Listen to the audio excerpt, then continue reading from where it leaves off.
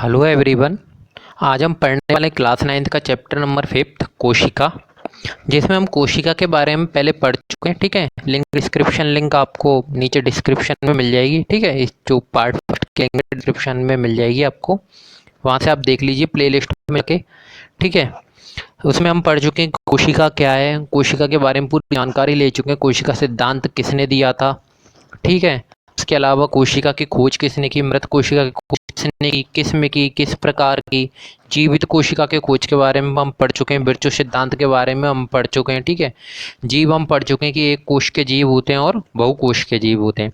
आज हम पढ़ने वाले हैं विसरण विधि के बारे में और परासरण विधि के बारे में। इसके बारे में विसरण विधि के बारे में और परासरण विधि के बारे में। ठीक है, ये प्रसारण नहीं है, परासरण है। ठीक है, इसको ठीक कर लीजिए, क्या है, परासरण विधि के बारे में। ठीक है, तो देखिए जब हम कोशिका की बात करते हैं तो कोशिका में क्या होता है, कोशिका क्या होगी, जैसे हमारे शरीर को क्या होता है, ऑक्सीजन की जरूरत होती है। क्या होता है, शरीर को किसकी जरूरत होती है, ऑक्सीजन की जरूरत होती है। और शरीर क्या होता है, कार्बन डाइऑक्साइड निकालता है। ठीक है, पहली बात। दूसरी बात, हमारे शरीर को किसकी जरूरत होती है, जल की जरूरत होती है। ठीक है, अब हमारे शरीर में क्या है, हमारे शरीर में कोशिका भी तो है हमारे शरीर में ऑक्सीजन हमारे विभिन्न भागों से जाती है, किसकी सहायता से जाती है, रक्त की सहायता से जाती है ना। और हमने क्या देखा, रक्त में क्या होती हैं, लाल रक्त कणिकाएं होती हैं, श्वेत रक्त कणिकाएं होती हैं, प्लेटलेट होती हैं। तो इनको भी ऑक्सीजन मिल रही होगी कहीं ना कहीं। ठीक है, जब मिल रहा होगा, ठीक है, कोशिका को कहीं ना कहीं। ठीक है, तो ये किस माध्यम से मिल रहा है, कि जो गैस जो कोशिका को मिल रही है, जो कोशिका के लिए जो जिस गैसों की आवश्यकता है, ऑक्सीजन और कार्बन डाइऑक्साइड की, ठीक है, वो किस माध्यम से मिल रही है। या फिर अगर कोशिका को जल की आवश्यकता है तो वो किस माध्यम से मिल रही है। ठीक है, तो इसके लिए हम विसरण और परासरण विधि को पढ़ते हैं। ठीक है, कि किस विधि द्वारा, ये एक विधि है, कहने का मतलब क्या है, ये है विधि है, विसरण और परासरण विधि है, जिनके द्वारा हम पढ़ते हैं कि कोशिका को किस प्रकार गैस मिलती है या फिर किस प्रकार जल मिलता है। तो पहले देखते हैं विसरण विधि के बारे में। किसके बारे में, विसरण विधि के बारे में। तो देखिए विसरण विधि के बारे में देखने से पहले मैं आपको बता देता हूँ, पदार्थ की अवस्थाओं के बारे में पढ़ा होगा कि पदार्थ की कितनी अवस्थाएं होती हैं, ठोस,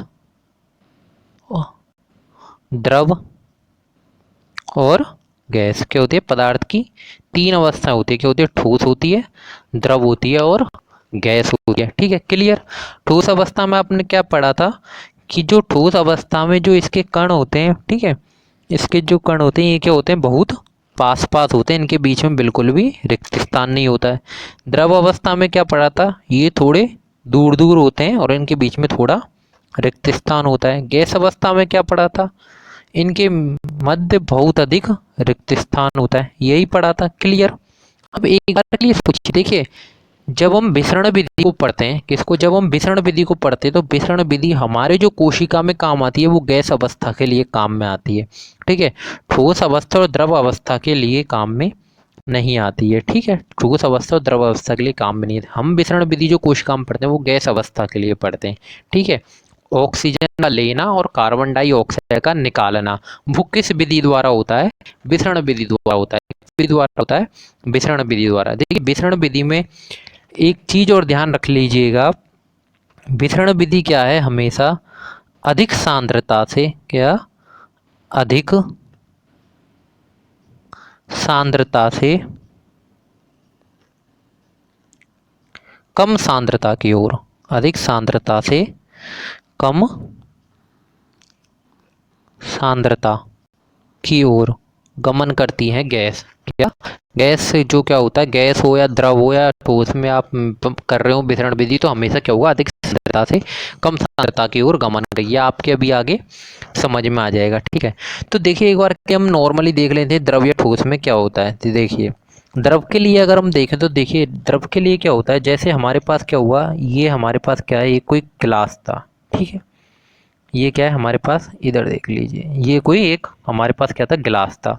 अब गिलास में क्या है, द्रव भरा हुआ है। द्रव में क्या होता है, पानी होता है। ठीक है, जल भरा हुआ है।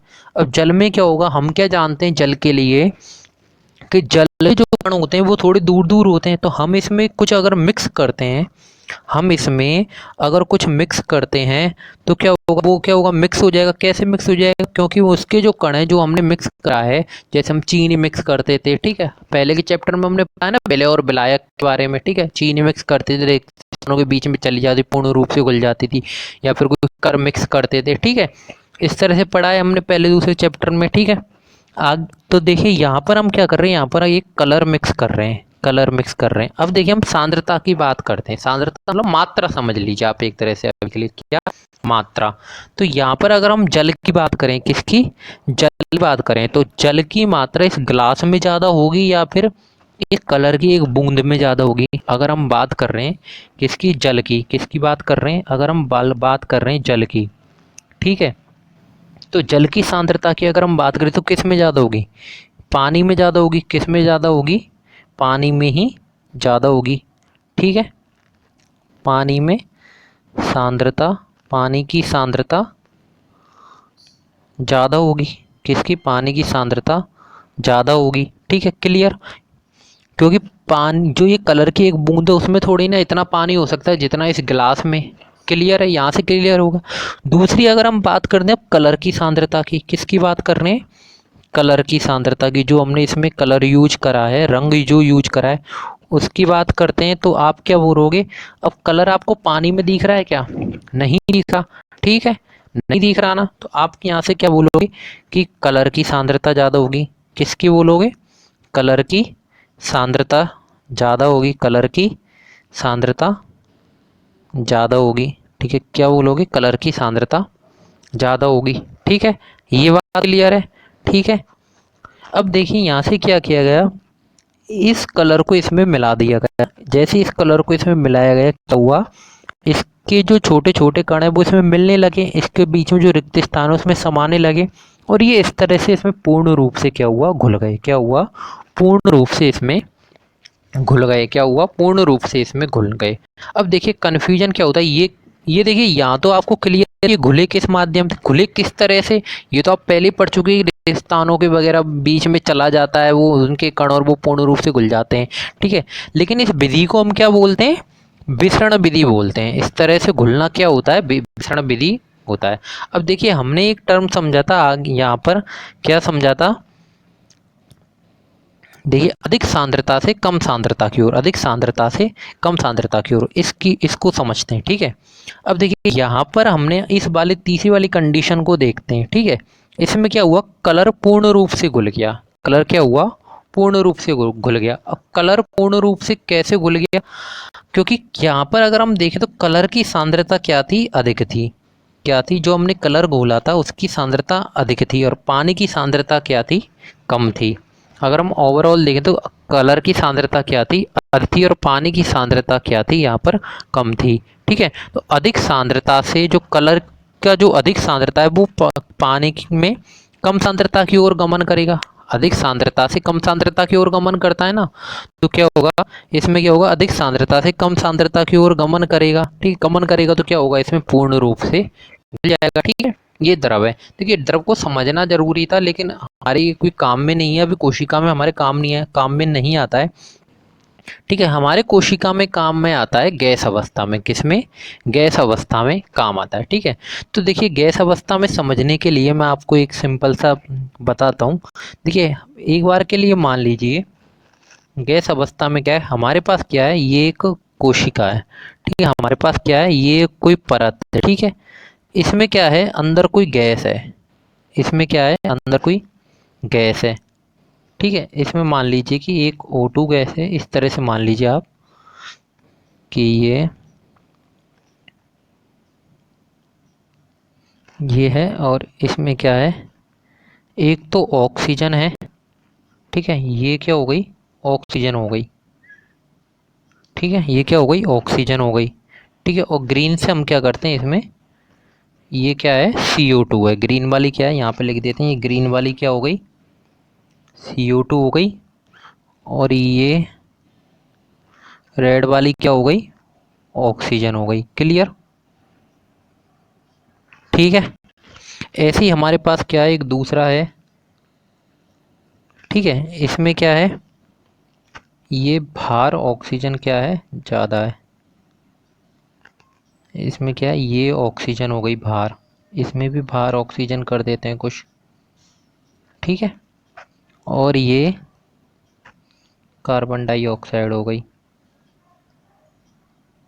ठीक है। ऐसे इसमें भी बाहर कार्बन,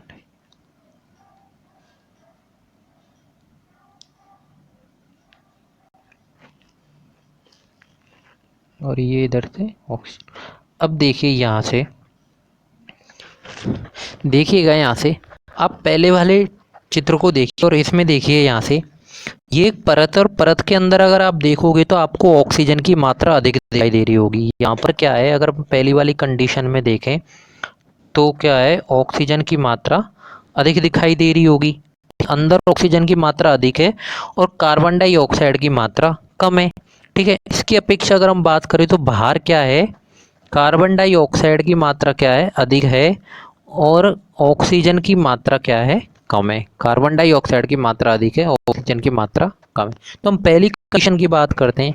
देखिए होता क्या है, जैसे हम इसको और दूसरी तरह से समझते हैं, ठीक है। देखिए ये विधि कहती क्या है, जैसे हमारे पास ये मान लीजिए इस तरह से कोई दो कंटेनर है, ठीक है, इस तरह से कोई कंटेनर, ठीक है। इसमें हमारे पास दो बॉल हैं, ठीक है, और दूसरे कंटेनर में हमारे पास क्या है, चार बॉल है। दूसरे कंटेनर में क्या है, चार बॉल। देखो ध्यान से समझिएगा, यहाँ से आपको समझ में आ जाएगा विसरण विधि क्या है।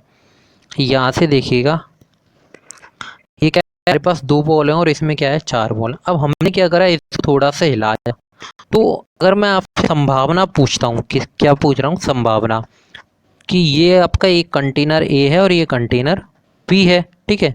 तो आप मेरे से क्या बोलोगे, कंटेनर बी की ज़्यादा संभावना है कि वो ए कंटेनर में चल जाए, यही तो बोलोगे कि कंटेनर जो बी है उसमें बॉल अधिक हैं। क्या है, कंटेनर बी है, इसमें बॉल अधिक है, तो संभावना है कि कंटेनर बी से बॉल कंटेनर ए में चले जाएं, ठीक है।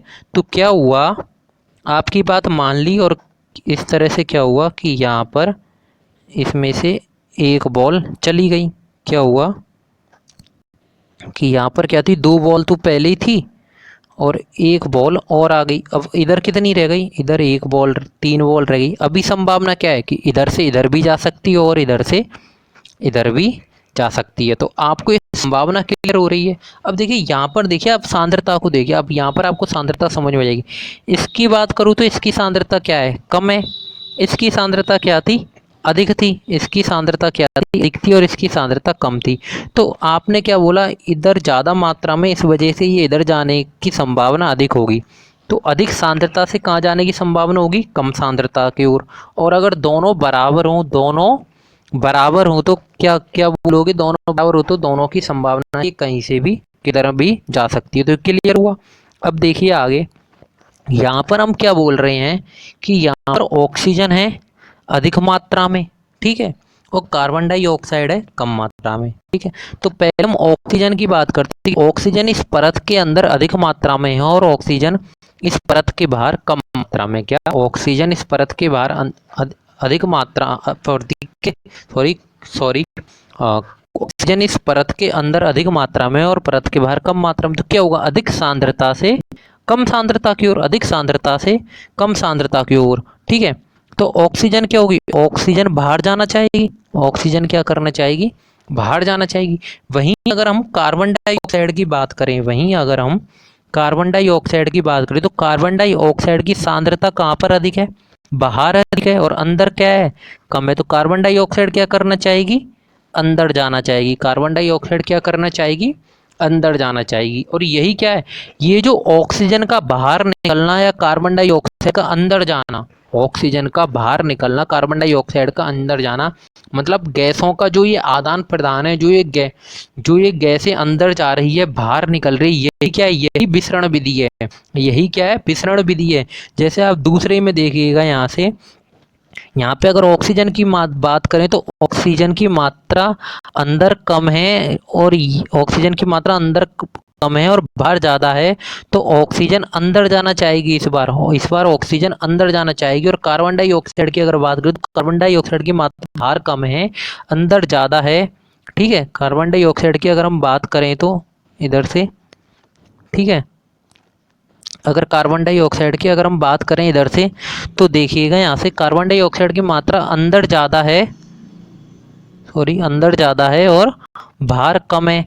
ठीक है, तो यहाँ से कार्बन डाइऑक्साइड क्या करेगी, कार्बन डाइऑक्साइड क्या करेगी, यहाँ से अंदर ज़्यादा होने के कारण कार्बन डाइऑक्साइड बाहर आना चाहेगी। अब यहाँ पर क्या हो रहा है, ऑक्सीजन अंदर जाना चाह रही है और कार्बन डाइऑक्साइड बाहर आना चाह रही है। ठीक है, तो कहने का मतलब क्या है, हमेशा क्या हो रहा है, अधिक सांद्रता से कम सांद्रता की ओर, जहाँ मात्रा कम है, जहाँ मात्रा कम है उधर की ओर गमन कर रही है, जहाँ पर भी मात्रा कम है उधर की ओर ये है गमन कर रही है गैस। ठीक है, तो विसरण विधि क्या है, इन गैसों का जो अधिक सांद्रता से कम सांद्रता की ओर गमन कर, क्या, इन गैसों का अधिक सांद्रता से कम सांद्रता की ओर गमन करना क्या है, विसरण विधि है। उम्मीद करता हूँ आपको समझ में आ गया होगा यहाँ पर विसरण विधि क्या है, कि गैसों का अधिक सांद्रता से कम सांद्रता की ओर ही गमन करना विसरण विधि। और इसी प्रकार ही जो ये तरीका है, इसी प्रकार यही तरीके से क्या होती है, किस में गमन करती है, कोशिका में गमन करती है। जब हम पढ़ेंगे कोशिका में गैसों की गति, तो हम यहाँ पर समझेंगे इसको दोबारा कि ये किस प्रकार गति कर रही है, लेकिन हम यहाँ पर विसरण विधि समझ रहे हैं और आपको उम्मीद करता हूँ समझ में आ गया होगा कि गैसों का अधिक सांद्रता से कम सांद्रता की ओर गमन करना क्या है, विसरण विधि है। ये आपको क्लियर हो गया होगा। अब हम बात करते हैं परासरण विधि के बारे में। किसके बारे में, परासरण विधि के बारे में। तो जब हम परासरण विधि के बारे में बात करते हैं, तो देखिए परासरण विधि में सिर्फ एक चीज़ का फर्क होता है। किसका फर्क होता है, सिर्फ एक चीज़ का फर्क होता है। जैसे आपको यहाँ पर ये दिख रहा है, ये क्या है, एक क्या है, कंटेनर है। ये क्या है, एक कंटेनर, जिसमें देखिए आपको यहाँ पर ये इस तरह की एक लेयर दिखाई दे रही है, इस तरह की एक परत दिखाई दे रही है। इस परत को हम बोलते हैं पारगम्य झिल्ली। इस परत को हम क्या बोलते हैं, वर्णात्मक पारगम्य झिल्ली। क्या बोलते हैं, क्या बोलते हैं, वर्णात्मक पारगम्य झिल्ली, वर्णात्मक पारगम्य झिल्ली। ठीक है, अब इस झिल्ली की खासियत क्या है, इस झिल्ली की खासियत क्या है, जो ये मेम्ब्रेन बीच में लगाई गई है, जिसको वर्णात्मक पारगम्य झिल्ली बोलते हैं। ठीक है, इसकी खासियत क्या है, इससे सिर्फ पानी ही जा सकता है, इससे सिर्फ क्या है, पानी ही गमन कर सकता है। क्या है, इससे सिर्फ पानी ही गमन कर सकता है। ऐसा नहीं है कि आपने उसमें नमक डाला और नमक नमक गमन गया। नमक क्या होता है, NaCl होता है ना, नमक डाला और नमक भी इस झिल्ली से पार हो गया, नहीं।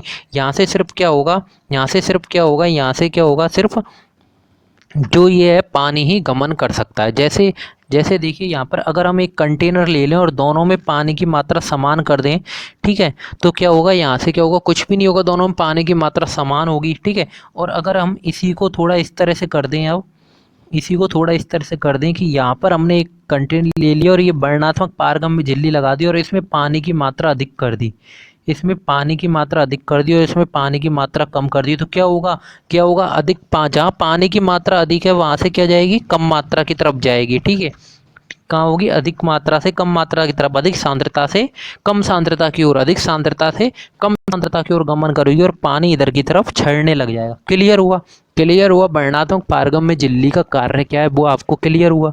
ठीक है, क्लियर हो गया। अब हम परासरण विधि को समझते, परासरण विधि कहती क्या है, परासरण विधि कहती क्या है। ठीक है, तो देखिए परासरण विधि को समझने के लिए देखिए हमारे पास क्या है, यहाँ पर देखिए ये आपको एक ग्लास दिखाई दे रहा होगा, ये आपको एक ग्लास दिखाई दे रहा होगा। अब इसमें आप पानी की मात्रा देखिए, यहाँ पर इस वाले में इस भाग को हम A मान लेते हैं और इस वाले भाग को B मान लेते हैं। अगर पानी की मात्रा देखें तो दोनों भागों में बराबर है, पानी की मात्रा दोनों भागों में बराबर है। ठीक है, अब क्या करा, इसमें हमने चीनी मिला दी, क्या करा, चीनी मिला दी गई है। यहाँ पर क्या करा हमने, चीनी मिला दी गई है। तो इसमें क्या करा, इसमें तो हमने देखिए यहाँ से चीनी के कुछ 3 ही कण मिलाए, एक ये रहा, एक ये रहा, एक ये रहा। ठीक है, इस तरह से क्या करा, इसमें इस वाले भाग में A भाग में हमने क्या करा, चीनी के 3 कण ही मिलाए, लेकिन हमने दूसरे भाग में क्या करा, चीनी के बहुत अधिक कण मिला दिए। दूसरे भाग में हमने क्या करा, चीनी के बहुत अधिक कण मिला दिए। अब यहाँ पर ध्यान से सुनिएगा, इस बात को क्लियर कर लीजिएगा जो मैं आपको बोलना चाह रहा हूँ, क्योंकि यहाँ पर एक कन्फ्यूजन होता है थोड़ा सा। अब मैं आपसे पूछ रहा हूँ, यहाँ पर भाग A में सांद्रता अधिक है या फिर भाग B में सांद्रता अधिक है। ठीक है, भाग A की सांद्रता अधिक है या भाग B की सांद्रता अधिक है। मेरे से क्या बोलोगे कि भाग बी की सांद्रता अधिक है। क्यों अधिक है? क्योंकि यहाँ पर नमक ज़्यादा किस में, सॉरी ये चीनी किस में ज़्यादा मिलाई है, भाग बी में ज़्यादा मिलाई है। चीनी भाग बी में ज़्यादा मिलाई है तो वो क्या होगा, गाढ़ा हो जाएगा। वो क्या होगा, गाढ़ा हो जाएगा। तो अगर हम बात कर रहे हैं ए एंड बी की, अगर हम बात कर रहे हैं ए एंड बी की और किसकी बात कर रहे हैं, पूरे बिलियन की, पूरे बिलियन की बात कर रहे हैं, किसकी बात कर रहे हैं, पूरे बिलियन की बात कर रहे हैं, तो आप क्या बोलोगे यहाँ से, बी की सांद्रता अधिक है। क्या बोलोगे यहाँ से, बी की सांद्रता अधिक है, बी की सांद्रता अधिक है। ठीक है, क्लियर, यहाँ से बी की सांद्रता अधिक है। और आपको समझ में भी आ रहा होगा यहाँ से कि आपको साफ दिख रहा है, यहाँ पर हमने चीनी इसमें ज़्यादा मिलाई है तो इसकी सांद्रता अधिक होगी। लेकिन अब ध्यान से सुनिएगा, मैं आपसे क्या बोल रहा हूँ, मैं आपसे बात कर रहा हूँ पानी की सांद्रता की। किसकी बात कर रहा हूँ अब यहाँ पर मैं बात कर रहा हूँ आपसे पानी की सांद्रता की, ए एंड बी में। तो आप पानी की सांद्रता के लिए क्या बोलोगे, पानी की सांद्रता ए में अधिक है। पानी की सांद्रता ए में अधिक है, ना कि बी में अधिक है। पानी की सांद्रता ए में अधिक है। क्यों अधिक है? क्योंकि हमने जो चीनी के कण हैं वो किस में मिलाए हैं, किस में मिलाए हैं हमने, चीनी के कण ज़्यादा बी में मिलाए हैं, चीनी के कण हमने ज़्यादा बी में मिलाए हैं। तो यहाँ पर अगर हम पूरे की बात करते हैं तो बी में अधिक होती है, लेकिन हम पानी की बात कर रहे हैं तो पानी, देखिए इसमें क्या है, ए में हमने क्या करें, चीनी के कण कम मिलाएं।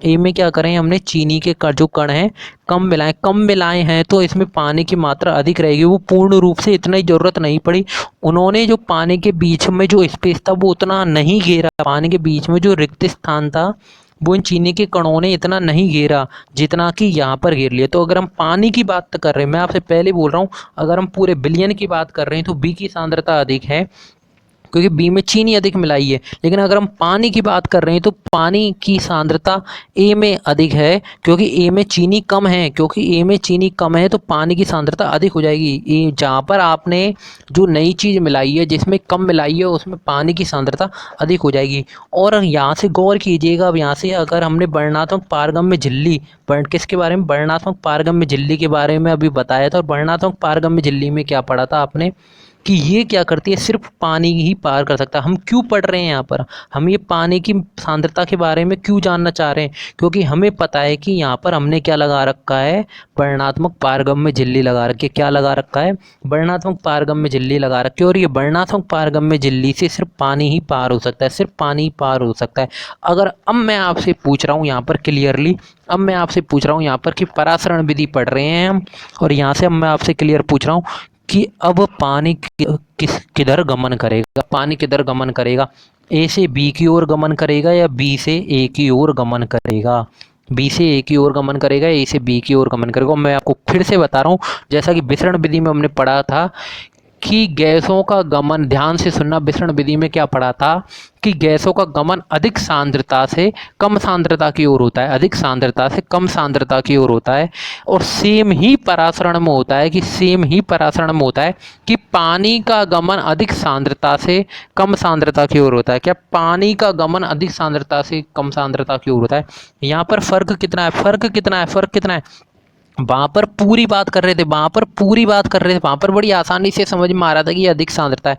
यहाँ पर किसकी बात करेंगे, सांद्रता में पानी की बात करेंगे। किसकी बात करेंगे, सिर्फ पानी की, ना कि पूरे बिलियन की। किसकी, पूरे बिलियन की। अगर पूरे बिलियन की बात करेंगे, पूरे बिलियन की बात करेंगे तो पूरे बिलियन की अगर हम देखें तो पानी इधर की तरफ जाना चाहिए था, क्योंकि सांद्रता इसकी अधिक है। अगर हम पूरे बिलियन की बात करेंगे तो पानी इधर जाना चाहिए था, कंटेनर ए में जाना चाहिए था, क्योंकि सांद्रता किसकी अधिक है, बी की अधिक है, बिलियन की। लेकिन अगर हम पानी की बात कर रहे हैं, सिर्फ पानी की बात कर रहे हैं, और सिर्फ पानी की बात क्यों कर रहे हैं, क्योंकि हम जानते हैं कि यहाँ से जो वर्णनात्मक पारगम्य झिल्ली ये लगाई गई है, ठीक है, यहाँ से जो ये वर्णनात्मक पारगम्य झिल्ली लगाई है, इससे सिर्फ पानी ही पार हो सकता है। क्या है, पानी ही पार हो सकता है। तो अगर हम पानी की बात करें तो पानी की सांद्रता किस में अधिक है, ए में अधिक है। पानी की सांद्रता किस में अधिक है, तो ए में अधिक है। तो इस बार गमन किस में होगा, इस बार गमन किस में होगा, ए से बी में होगा, ए से बी में होगा। परिभाषा वही रहेगी, परिभाषा वही रहेगी कि अधिक सांद्रता से कम सांद्रता की ओर गमन होना है। क्या है, अधिक सांद्रता से कम सांद्रता की ओर क्या होना है, गमन होना है। लेकिन यहाँ पर बिलियन की सांद्रता नहीं है, यहाँ पर बिलियन की सांद्रता नहीं है। किसकी सांद्रता है, पानी की सांद्रता। किसकी, पानी की सांद्रता है। तो पानी की सांद्रता जैसे इधर ये गमन होगा, इधर क्या होगी, पानी की मात्रा बढ़ जाएगी। लेकिन एक खास बात है, क्या, यहाँ से जो आपने ये चीनी डाली है, यहाँ से आपने जो ये चीनी डाली है, ये इस झिल्ली को पार नहीं कर पाएगी, ये इस झिल्ली को पार नहीं कर पाएगी। जब हम कोशिका पढ़ेंगे उसमें, जब हम पढ़ेंगे कि जल की गति हो रही है, तो हम वहाँ पर पढ़ेंगे हमें आयनों की ज़रूरत क्यों नहीं हो रही, क्योंकि जब ये टूटते हैं, जैसे हमने अगर इसमें सॉल्ट भी जा रहा होता, नमक भी डाला होता, तो नमक में क्या टूट जाता, Na+Cl में टूट जाता, Na+Cl माइनस में टूट जाता। तो ये हम नहीं चाहते कि आयन, जो ये अशुद्धियाँ, आयन से है क्या है, अशुद्धियाँ ही तो हैं, ये अशुद्धियाँ उन कोशिकाओं में जाएँ, ये अशुद्धियाँ उन कोशिकाओं में जाएँ। ये जो वर्णात्मक पारगम्य झिल्ली है, ये हमारे शरीर में पाई जाती है, शरीर में पाई जाती है, और हम चाहते हैं कि सिर्फ पानी ही जाए। ठीक है, तो पानी की सांद्रता कहाँ पर अधिक होगी, जहाँ पर आपने जो अलग जो पदार्थ मिलाया है, वो जिस भाग में कम भाग मिलाया है उसमें क्या होगी, अधिक होगी। यहाँ से आपको उम्मीद करता हूँ परासरण विधि बिल्कुल क्लियर हो गई होगी। ठीक है, इसमें कुछ कमी नहीं रही होगी। ठीक है, तो आपको यहाँ से परासरण विधि समझ में आ गई होगी। विसरण और परासरण विधि एक ही है। ठीक है, अधिक सांद्रता से कम सांद्रता की ओर। परासरण विधि में हम सिर्फ पानी की बात करते, पूरे विलयन की बात नहीं करते हैं। ठीक है, उसके अलावा परासरण विधि में वर्णात्मक पारगम्य झिल्ली होती है, जिससे सिर्फ पानी ही पार हो सकता है। ठीक है, उम्मीद करता हूँ क्लियर हो गया होगा। अगर आपको समझ में आया हो, अच्छा लगा हो, तो वीडियो को सब्सक्राइब करें, लाइक करें और शेयर करें। धन्यवाद।